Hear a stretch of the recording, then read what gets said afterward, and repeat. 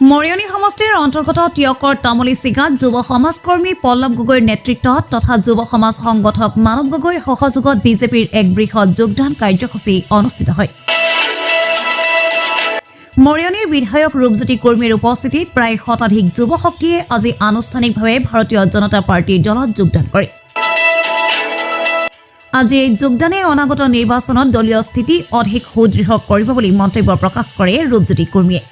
মুখ্যমন্ত্ৰীক সখী বাইদেউসকলে ক'লে আৰু চাইকেল চলাই ঘূৰি ফুৰে বোলে মামা আমাৰ বোলে টিকা বিষাই গৈছে চাইকেল চলাই বোলে কি কৰিব লাগিব বোলে স্কুটি লাগে লগে লগে সকলোকে স্কুটি দিয়া ব্যৱস্থা গ্ৰহণ কৰিলে। তাৰপিছত আমি এবাৰ দেখা পালোঁ মহিলাসকলে মিটিঙত কানি বহুতে কৈছিলে মামা আমাক বচাওক, আমি মাইক্ৰ' ফাইনেন্সৰ ঋণ আমি মাফ কৰিব ঋণ মাফ কৰা তেনেকুৱা এবাৰ দুবাৰ নহয় তিনিবাৰ বহু হাজাৰ কোটি টকা অসমৰ আই মাতৃসকলৰ আজি মনৰ বেদনা বুজি আজি দূৰ কৰিলে। তেখেতে মনৰ বেদনা বুজে আইসকলে আমাৰ বৃদ্ধ আই মাতৃসকলে মাননীয় মুখ্যমন্ত্ৰী সঘনে সভাবোৰত কোৱা আমি শুনা পাইছোঁ যে আমাৰ বোৱাৰীবোৰে বোলে লিপষ্টিক ক্ৰীমবোৰ বেছি ঘঁহে, তেওঁলোকে অৰুণোদয় পায় আৰু বোলে বহুত অহংকাৰ হৈ গ'ল বোৱাৰীবোৰৰ। আমাৰো মন যায় আমিও লিপষ্টিক আমিও ক্ৰীম বেছিকৈ ঘঁহোঁ, আমাৰো বোলে সমস্যাবোৰ দূৰ কৰিবৰ কাৰণে আমাকো সমানে বোলে বোৱাৰী সমান কৰি দিব লাগিব। মাননীয় মুখ্যমন্ত্ৰী মহোদয় কি আদৰণীয় পদক্ষেপ। এতিয়া আমাৰ খুব কম দিনৰ ভিতৰত 1 জানুৱাৰীৰ পৰা এতিয়া শাহু আৰু বোৱাৰী সমানে 1250 দিয়াৰ ব্যৱস্থা গ্ৰহণ কৰিছে।